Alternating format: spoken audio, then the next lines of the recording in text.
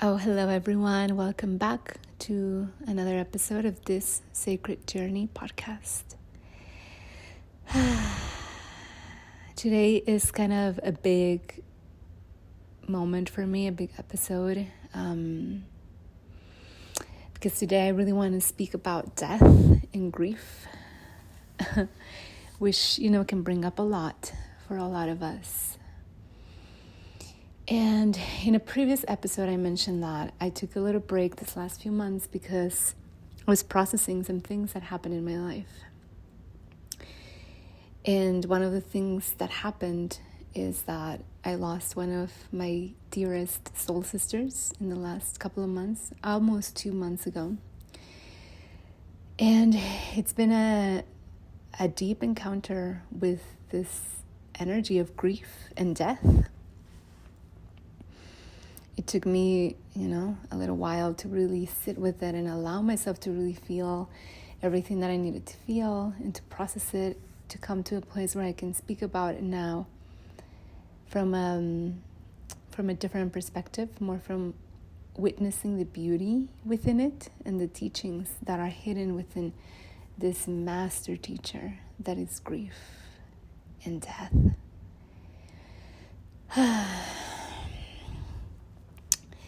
So yeah, just a little background on my connection to this situation. This was the first time in my life that I lost someone that I'm very close to. I had never lost a very close loved one.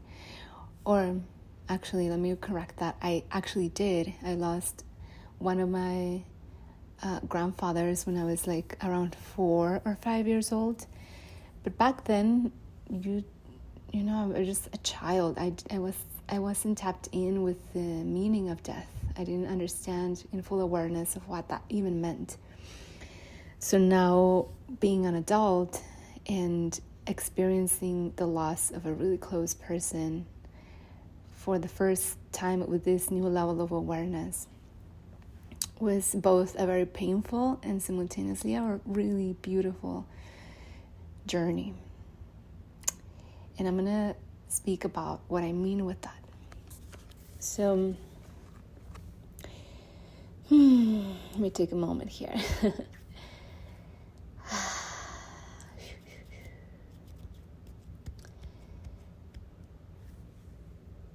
These themes of death and grief are somewhat taboo in our society, are somewhat themes that people avoid to speak about, and simultaneously is sometimes subjects that we don't even want to think about. It's almost like we are constantly in fear of them, and we're taught to reject these things, to kind of fear them, right? And the funny thing is that the only thing that we have for certain in this life is that we are going to die. That we and everybody that we know that is alive right now, and everything that is alive right now will eventually die. Death is the only thing that we have for certain. And death not only comes in the death of people and in the death of things or animals or plants. It also comes in the death of situations, in the death of relationships, in the death of even old versions of ourselves.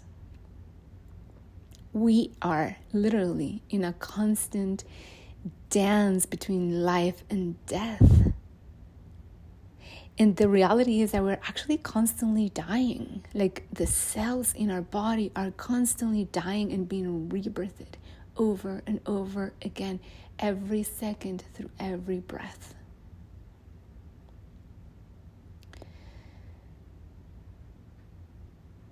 So the fact that our society has taught us to fear death and to reject the concept of death and grief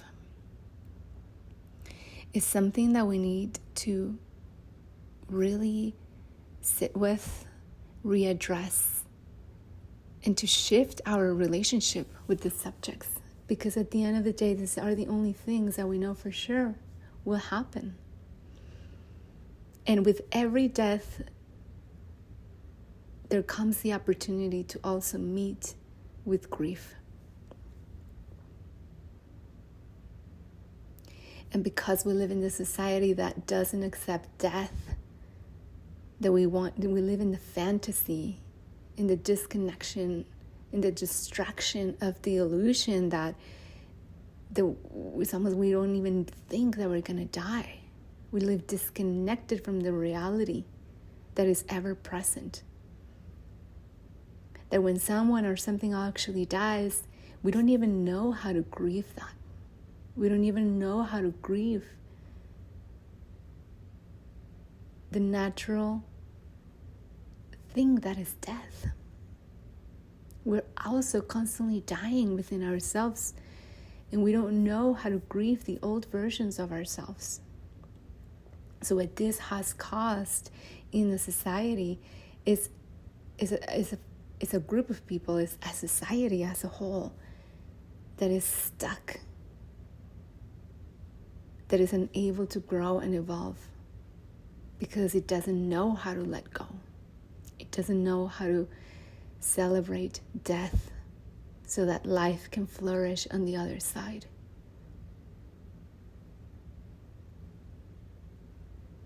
The moment that we learn to honor death and to celebrate it for what it is and to feel it fully, to feel the pain, to feel the grief, so that we can access the gift behind that, then we allow ourselves to fully move through the evolution that is available for us, the transformation that is available for us through each breath, through each moment, through each opportunity to experience death and grief as a natural way of life.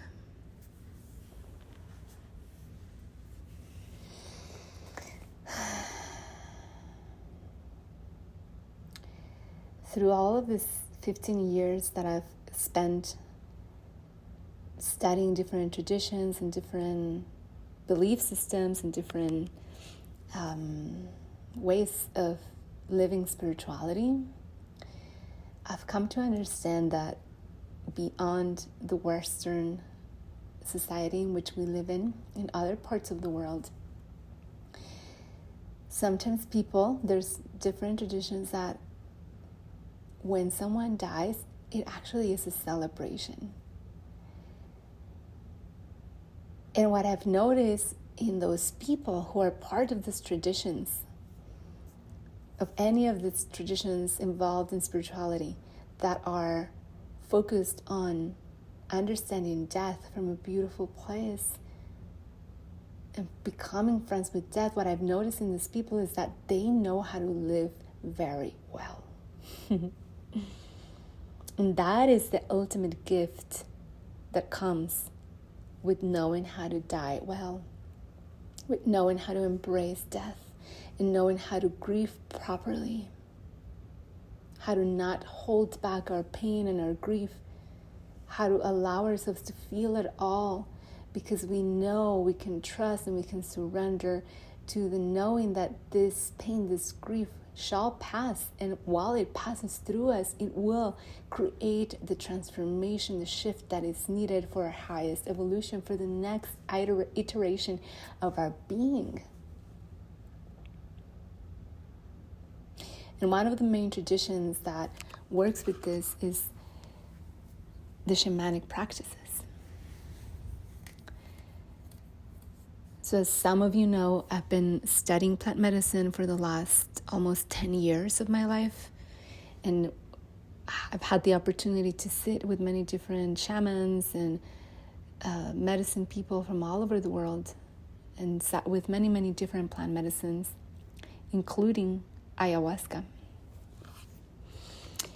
And for those of you who don't know, the meaning of ayahuasca literally translates to little death. So for these people, the Shipibo tribe specifically, that work with this medicine in the Amazon, they work with ayahuasca because they're practicing how to die. They make it their whole life purpose to learn and to practice how to die while still in this body. And ayahuasca and some of these plant medicines and psychedelics gift us with this opportunity because they offer us a possibility to glimpse into the other side, to have a little taste of what dying is and feels like. So it allows us to let go, to release, to see through the veil of illusion into pure truth in the infinite of existence. And I think there's something really powerful and beautiful and deeply transformational to learn how to sit with death over and over again, and to allow yourselves to surrender over and over again to the only thing that will happen no matter what, which is change, transformation, death. To really befriend the reality of the impermanence of this life.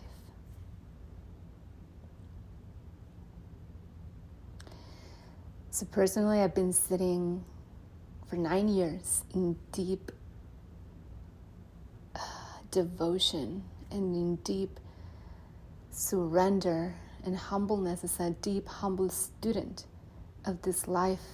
But also, in order to understand this life, I had to sit with the biggest teacher, that is death.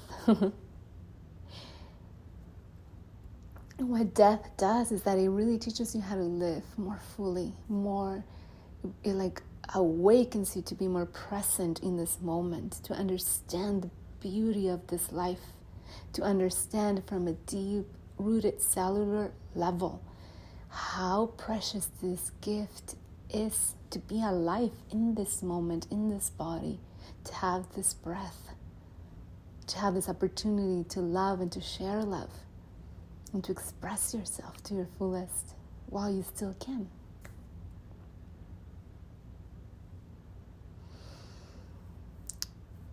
So for me, it was very interesting to have this opportunity right now to sit with death, but not just from a practice space of a plant medicine journey, but actually be face to face with death by losing one of my most beloved sisters.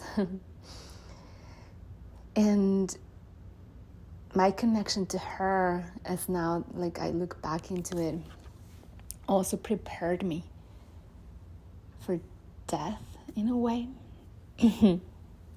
And I'm going to explain why. For many years of my life, almost a decade, I was pretty much a nomad. I was traveling here and there. I never knew how long. We'll always buy a ticket to go somewhere and be there I didn't know how much. I would never plan exactly what I was going to do, where I was going to be, how long I was going to stay. Would always get a one-way ticket to wherever I was heading and then figure the rest out until it was clear that I needed to leave. So through this way of living and traveling, I got to meet many incredible people in my journeys. And one of them was Bri, this sister that just passed. And simply the nature of this way of living, and the nature, in this case, I'm just going to narrow it down to my connection to her, was this deep knowing that this moment that we had right now with each other, anytime that we had the opportunity to meet in person, was precious, because we knew that it was going to end. It had a limited time frame Let's say I had only a week to be somewhere, or she only had a couple of weeks. Wherever we were, whether it was in Peru, in Mexico, in Guatemala, we met in different places in this last 10 years that we knew each other. And we always knew that whatever moment we had in this time was precious, because once we left and said goodbye, we didn't know when we were going to see each other or if we were going to see each other. So that nature of having had that opportunity of relating to each other in that way also allowed me to see and to be more present in once I lost her, to be more almost like realize that my whole friendship with her in a way was a preparation for that. And in a way, it's been preparing me to live life in such a way. But I gotta say, now that I live in a place that I'm more settled, that I'm more grounded, sometimes I forget this truth. I forget that the people that I'm seeing and connecting with today may not be here tomorrow.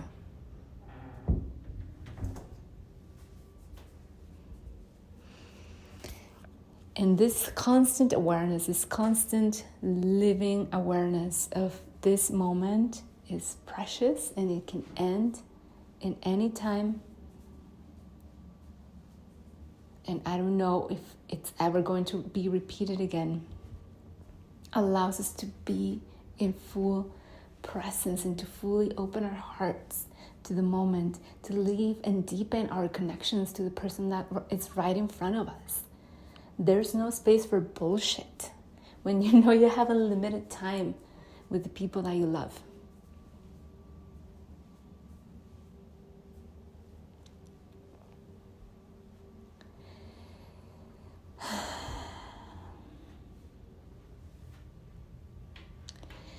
So for me, this experience of losing Bri in such a devastating death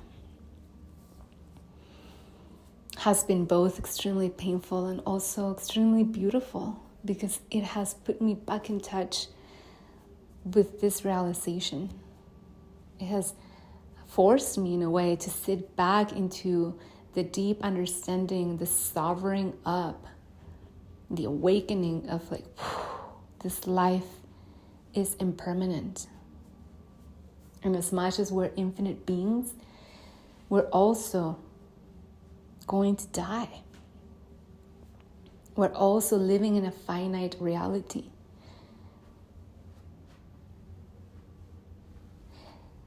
And when we lose someone that we love so much, when we lose someone or something or a relationship that we love so much, the natural thing is to grieve. The amount of pain that this loss causes is equivalent to the amount of love that you had for that person or that thing or that situation or that job or your pet and so on. So grief in a reality is like awakening us and expanding and showing us the profundity of the love that we were able to experience. The gift that it is to be alive and to feel this love and to share it and to express it in such a powerful way that when it's gone, it brings your heart wide open and it allows us to expand into even a more greater capacity for love if we allow it to. This is the gift within the pain of grief. But again, we must allow it to do its work on us. Because if we don't allow ourselves to fully grieve, if we're too afraid of the pain that it would cause, then we're also missing out on the opportunity to fully expand in this gift that is to fully love. If we live in fear of like protecting ourselves, we don't want to love too much because we don't want to hurt once the love is gone. We don't want to go and experience our dreams because we're afraid that we're going to die or that whatever we do is going to end. Then what are we doing? Then we are not living. then we're just like zombies walking around on this planet without allowing ourselves to access the capacity, the full capacity that it is to be human and that it is to be incarnated in this body, in this life. Because to be in the gift of humanness and of this infinite life is to be vulnerable to all of these things. To allow yourself to love this deeply makes you vulnerable to be in deep pain and heartbreak. But when we learn to not judge the pain and the heartbreak and to accept it just as another aspect of life, just as the pendulum swings from one opposite to another, the pain and the heartbreak are the opposite of the depths of the love that we are able to experience. So we can embrace both with full open heart, with full love, and with full gratitude that we were even able to have such experience.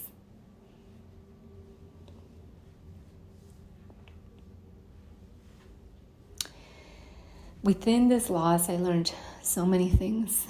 And one of them, and I will begin with this, is just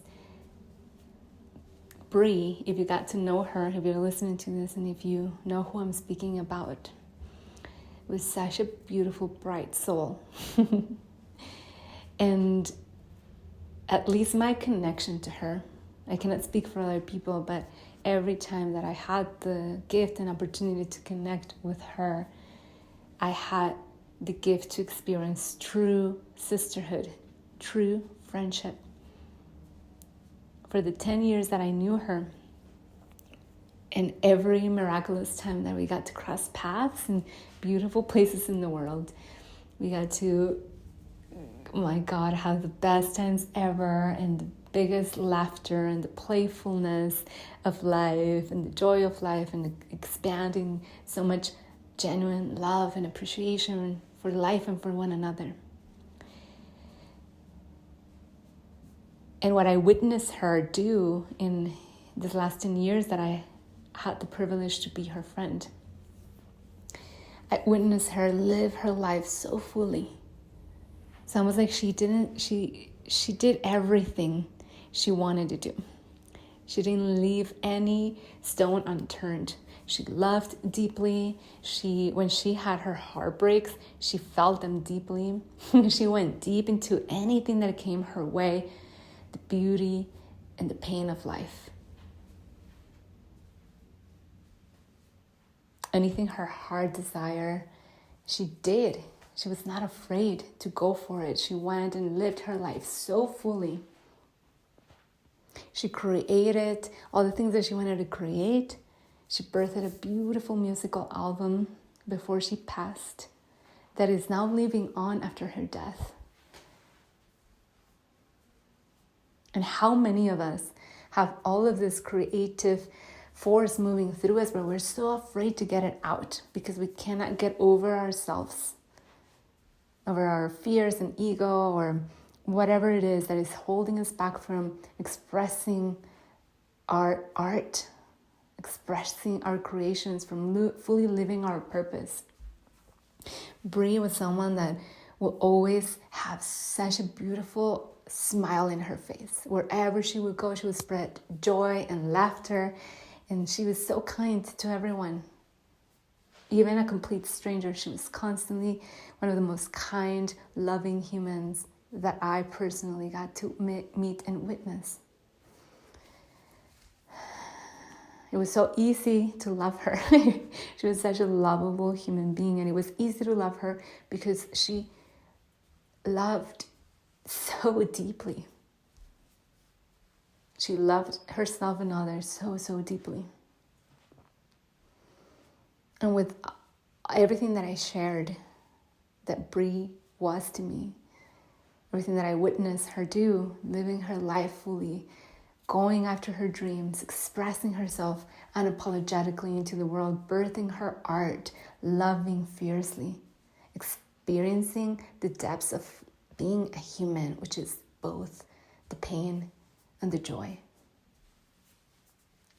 fully and fearlessly following her dreams wherever they took her. All of these things that I witnessed her do became a huge reflection of the way that I also want to live, that I'm also choosing to live. Because that, to me, is a life well lived. In the 36 years that she was on this planet Earth, she lived fully. She left with no regrets, and I know that.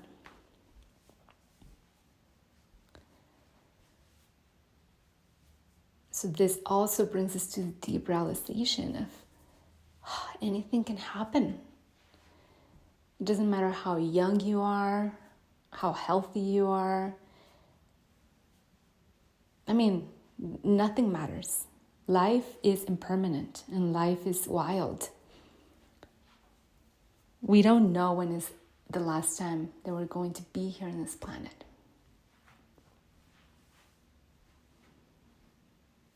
And sometimes we do, but in the meantime, all we can do is to live each moment fully and deeply,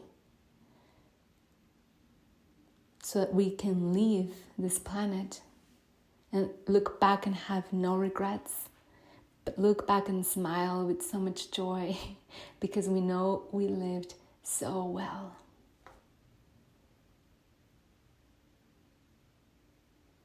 And that to me is the gift of being deeply connected to grief and to death, is that it teaches you how to die well and how to live well. I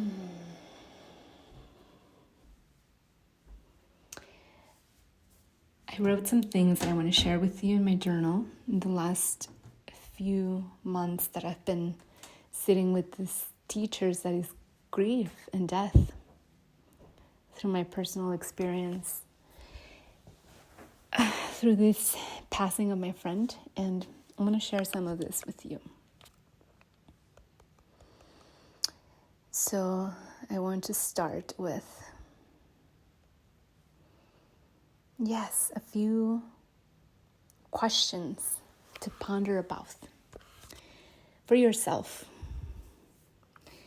And I guess these questions to me, came in naturally after you lose someone. It's normal to ask, Or I don't know if it's normal, but it was very normal to me. Like sitting, and the first thing you do when you lose someone, you die, is obviously be sad and grieve and be in pain, but also remember all the good things that they did and all the good moments that you had with them. That is what really stays with you. When I sit about my relationship with Bri, what remains is the feeling of expansion of love.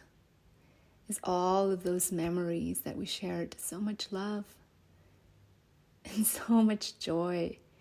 That's what will always live in my heart and will remain no matter what. So with this knowing, it's almost like this is the part of us that transcends death. The amount of love that we are able to embody and to share with others, that is what will remain after we die.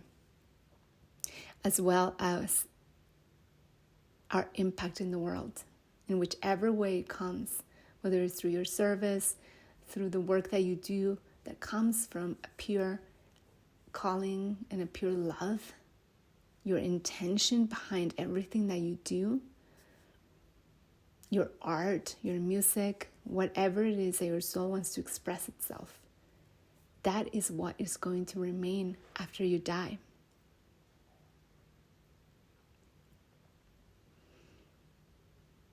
Bri created a beautiful album a couple of years before she passed into the other side, and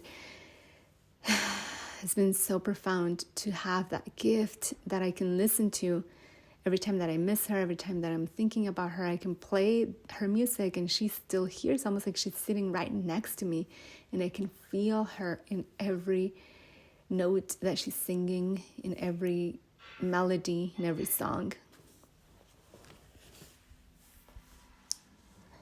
So this is how I feel like these are ways in which we transcend death through the legacy of what we leave behind. And what we leave behind comes in the form of how much we love and how much we dared to express ourselves and our soul through our gifts, through our purpose, through our music, whatever it is for you, whatever your soul calling is. It may not be through an art form, but it may be through the work that you do and the impact that you leave in people or in the world by doing what you do, whether it's you're working with people or you're a doctor or you work for protecting the earth or the animals. Who knows? It doesn't matter. At the end, it is what you leave behind is the love that you share through your shared love, through the heart, and also through what you bring through the world, through this expression of your soul. So I think every day is a good day to ask yourself the following questions that I'm going to speak of here. And the first one is, what kind of person do I want to be? And what impact do I want to make in this world? When I die, how will people remember me? If I died today, would I have any regrets? How can I love people better? How can I live a more heart-centered and joyful life?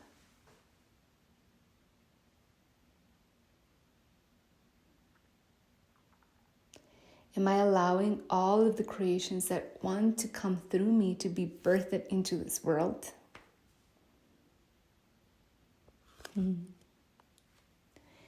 So when death comes along, when we meet death, whether through a personal experience or we witness it or it's a deep reminder in us,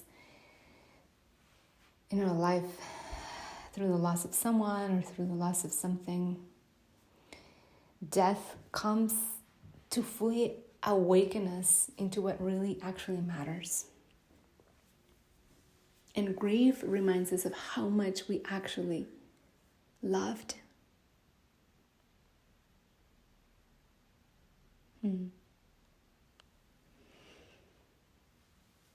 So the main thing that really matters is to be able to love as deeply as we can and to focus on healing and releasing anything that is on the way of that love, anything that is not allowing us to love more fully and to live more fully. That should be our main focus while we're still here, to unravel that, to let that go, to surrender, to continue, to let go. And in that continuous let go, we're preparing ourselves simultaneously for this death that will come inevitably one day. The expression of your love is your legacy. And that is what will continue to live on after you are gone. That is all that truly matters.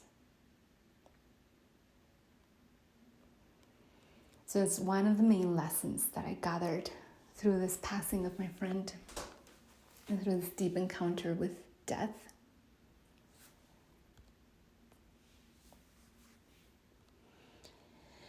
And on that, I want to also add, I'm a big student of the Gene Keys as well, and I love everything. If you're familiar with it, it's a body of work created by Richard Rudd. If you are not familiar with it, I highly recommend getting in touch with it because it's really profound. And one of my Gene Keys is the Gene Key of celebration, the city of celebration, number 42. And it's repeated like 2 or 3 times in my chart.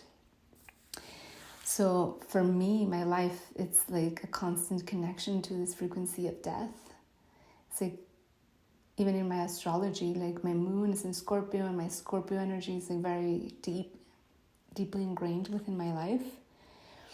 So in the Gene Keys, Rishabh speaks about death and the gift or the city within that, which is like once we learn to release the expectation of life and almost like understanding a bit of inevitability of death, then celebration is a direct manifestation of our true awakening. And this is what he writes. Celebration is rooted as it is in utter helplessness of what it means to be alive and dying inside a human body at the same time.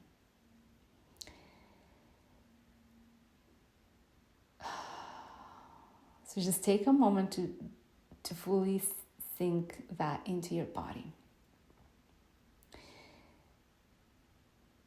The true manifestation of awakening is when we can drop in and celebrate as we become to this realization of the crazy paradox that we are alive and dying simultaneously within this body in this moment.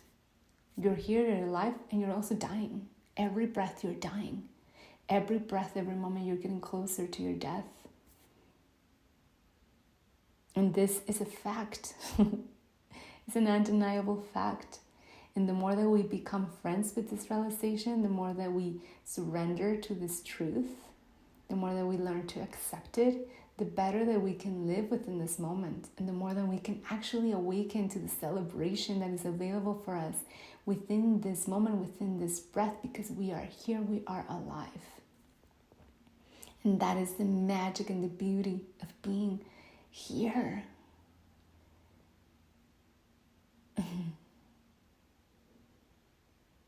It's like this crazy cosmic joke that reveals to us the great mystery that we call life. The constant dance between life and death and the opposites of everything that exists, light and dark, pain and joy, and so on and so on.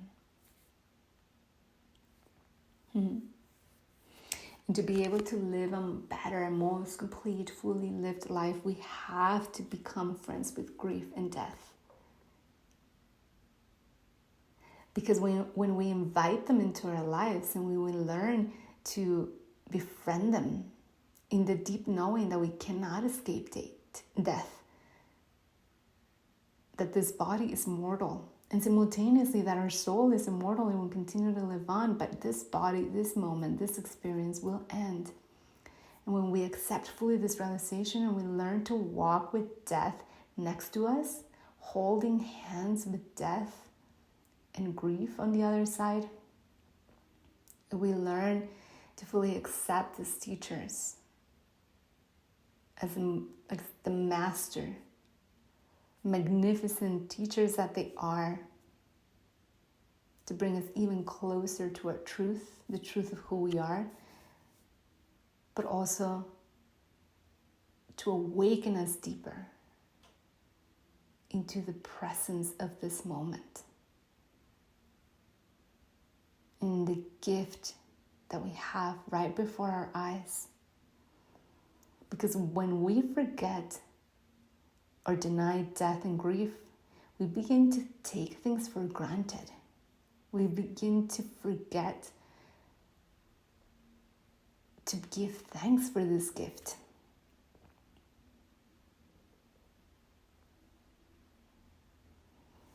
It's almost like this illusion and this arrogance of, we forget, we begin to almost think unconsciously that we're going to be here forever. And sometimes we need something so big like this, like the death of someone, to remind us, like, oh my God, this is going to end. This reality is impermanent.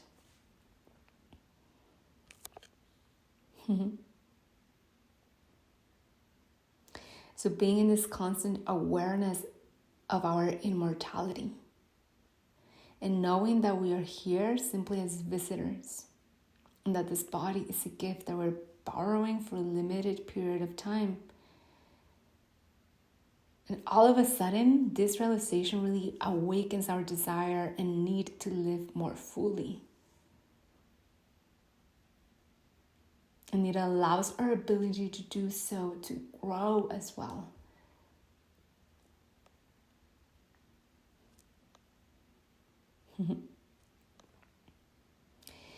Death and grief are these powerful awakeners from the slumber and forgetfulness of the impermanence of this life.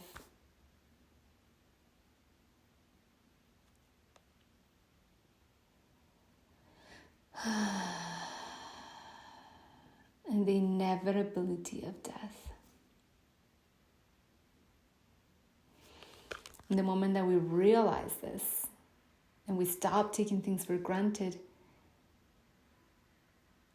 then we begin to realize the miraculousness of the mundane moments. You open your eyes every morning and realize, wow, I am alive. I can breathe. Wow, the sun came out. And all of a sudden, all of these things that you took for granted that you didn't even realize, that became obsolete in your mind, become the most miraculous things that exist, alongside everything else.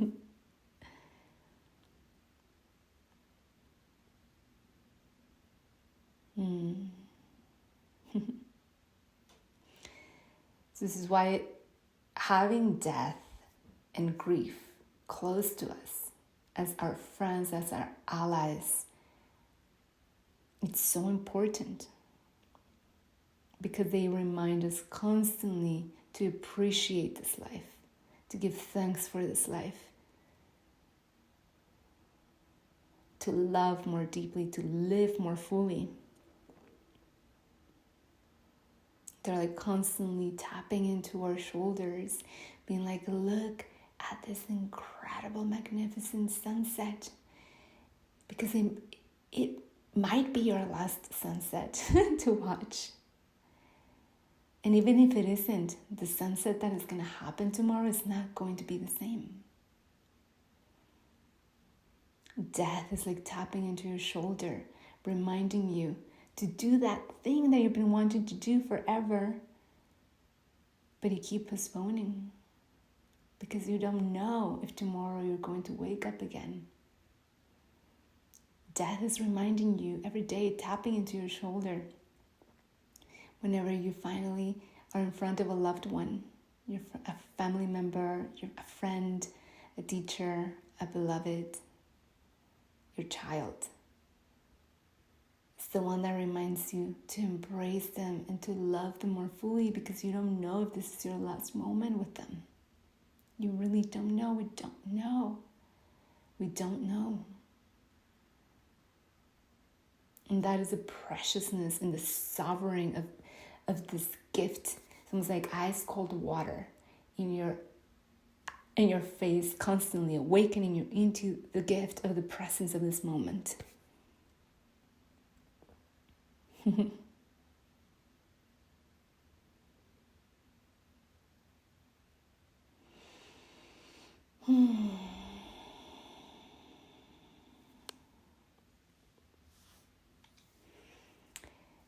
Another thing that I really love about having had the opportunity to work with plant medicines for all of these years is that it has allowed me in a way to lose my fear of death. Because once you have a small glimpse into the other side, once you are able to feel a little bit of the impermanence of your soul, your ability to connect to something greater than this physical reality, then it's almost like there's nothing to fear, because what will happen is a continuation of life, just in a different way, in a different reality. And that is another thing that happened to me through this death portal that I just experienced with the loss of my friend.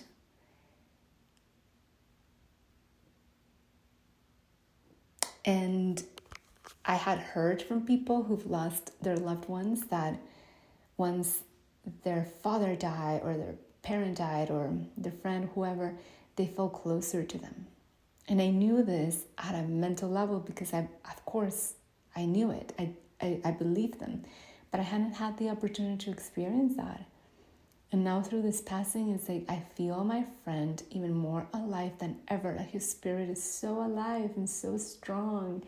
And I am so grateful to have had this 15 years of training and experiencing and connection to death and awakening my abilities to be in contact with the subtle, with the spirit world, so that I can be in touch with her.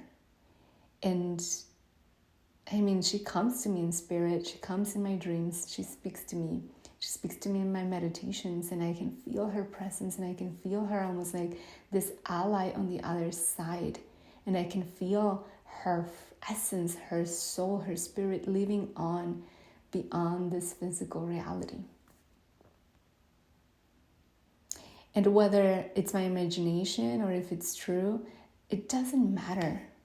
Because at the end of the day, whether it's true or not, like what is gifting me is peace. It is giving me this almost knowing and this surrender that all is well. And that there's nothing to fear, that we gain nothing with fear in death. It's good to have respect around death and be cautious and be careful. But fearing death is ridiculous. It's like being afraid to go to sleep. We will die. There's nothing we can do to avoid that reality. And in a way, it's normal to be afraid because it's the fear of the unknown, of not knowing what's going to happen on the other side. But if we can transform that fear into an impulse and a passion and a deeper awakening into this moment, to want to live more fully now that we can. I think if we can just shift our perspective, and instead of being so worried about dying, if we can shift it and bring our awareness and our attention into, instead of wasting that energy and worrying, into putting it into how am I going to live more fully this moment. Imagine if you actually died and went on the other side of another world or heaven, or however, many different traditions speak about a place like heaven. If you were there and you had a moment to review your life, what do you think you were going to be looking into? Are you going to be really like, oh, I'm so glad I spent all of those moments worried about the moment I was going to die? Or are you going to be like, fuck yes, I'm so glad I lived fully when I had the opportunity? Or that I learned that hard lesson so I don't have to repeat it again in the next life, if that's part of your belief system. To be able to be in your deathbed as an old person, let's say as an elder waiting for death to come by, and to be able to lie down in your bed and look back into your life and have no regrets. I think that is the definition of success to me. Not about how much money I have in my bank account or whatever. When you listen to the stories of the people who are actually in the process of dying, they don't care about any of that. The things that matter become very clear. How much you loved, how well you lived, how much you dared to have the courage to go after the things that you wanted to do. That is what truly matters.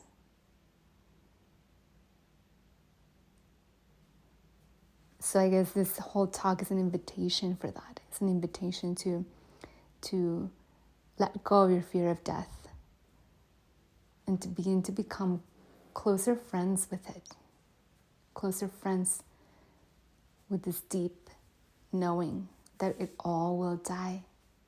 And to let go of that fear and to meet that knowing with love and gratitude. And to witness the beauty within that.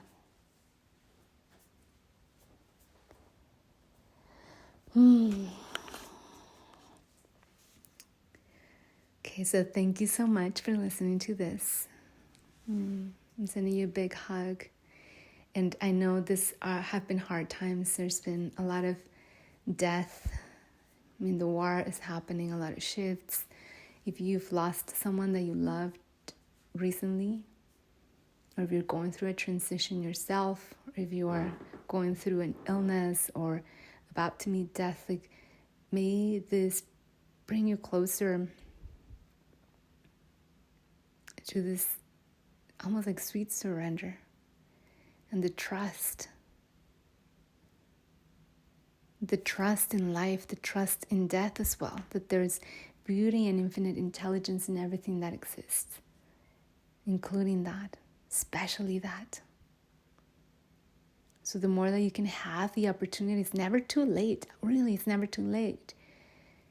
Even if you have a terminal illness, you still have this moment, this breath, this opportunity to meet yourself more fully, to unravel into this realization that you're an infinite being in this finite body, and that this moment can gift you the opportunity to do things better if you wish, and to live more fully, even if it's for this one breath, for this one moment.